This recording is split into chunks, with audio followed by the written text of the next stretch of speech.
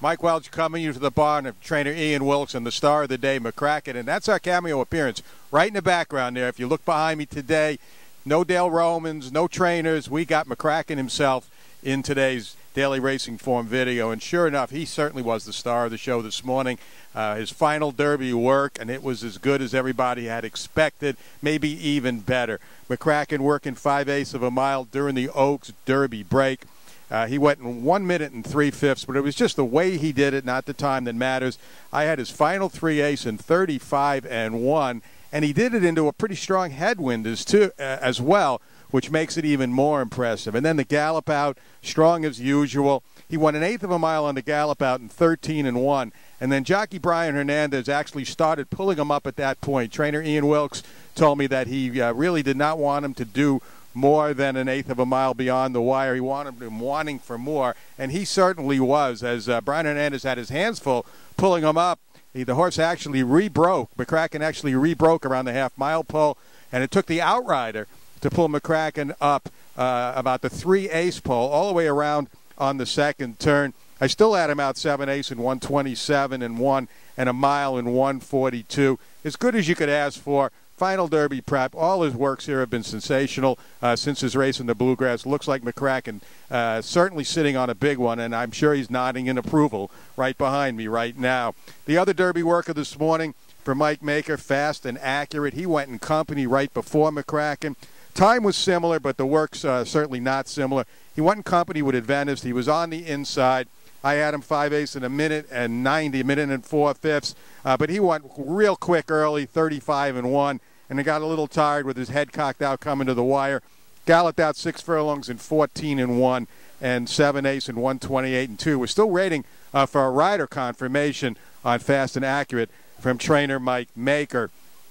Other highlights of the Oaks Derby session for me, first of all, Practical Joke. No blinkers on today for Practical Joke, so I'm not sure. I haven't talked to trainer Chad Brown yet, so perhaps that blinker experiment is over. We'll get word on that later this week, or maybe even later today from trainer Chad Brown. One horse that made a great impression on me today is the first time I've seen him, and that was Irap. He came over from Keeneland for trainer Doug O'Neill today. Interestingly enough, he trains in blinkers in the morning when he's not working, but he works without blinkers and he runs without blinkers. And sure enough, that's what he did today. He had the blinkers on, just an easy training session. But, boy, this horse looks terrific.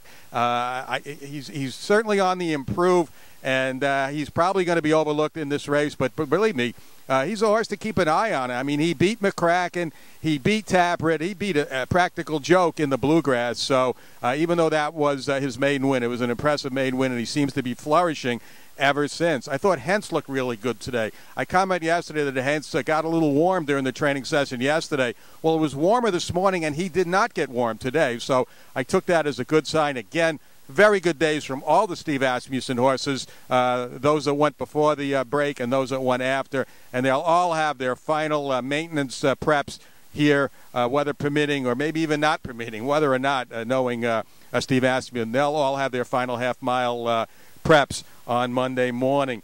Early this morning, Always Dreaming came out. He was one of the first horses on the racetrack at 5:45, and he was still really full of himself again today. Hard to handle once again, especially when he turned into the stretch from the quarter pole back around to the three-quarter pole. I had him in about 55 seconds. That's way better than a 2-minute lick. He was sort of almost in runoff mode.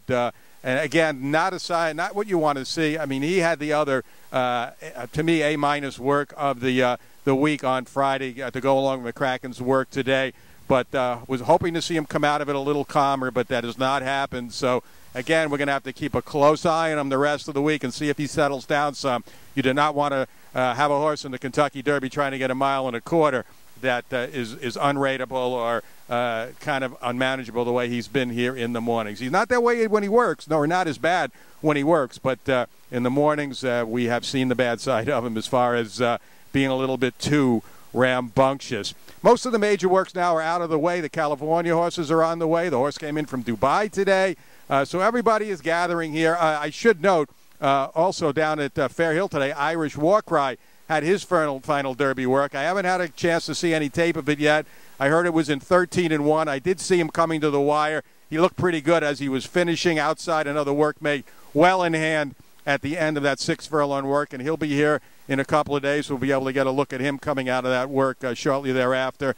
And again, we're in the home stretch now. Only 6 more days to go to Kentucky Derby 2017, and we'll have all the important final updates on every member of the starting field right here for the next 6 days on DRF.com.